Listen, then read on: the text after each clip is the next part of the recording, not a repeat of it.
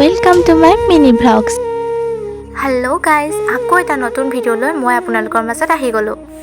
ৰাতিপুৱাই গা মূৰ ধুই ৰ'দত চুলিখিনি অলপ শুকুৱাই ল'লোঁ।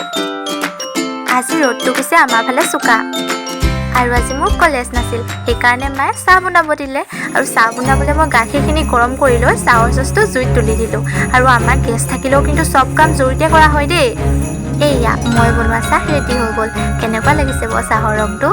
আৰু এটা কথা দেই, মই লাল চাহ খাই খুবেই বেয়া পাওঁ, সেইকাৰণে গাখীৰ চাহে বনাওঁ। নিজেও খাই ল'লোঁ আৰু মাহঁতকো খাবলৈ দিলোঁ। তাৰপাছত মনত পৰিল কলেজত এছাইনমেণ্ট অলপ দিছিল, সেইখিনিও ভাবিলোঁ কৰি লওঁ, সেইকাৰণে মই এছাইনমেণ্ট কৰাত লাগি গ'লোঁ। এয়া মোৰ এছাইনমেণ্ট ৰেডিও হৈ গ'ল।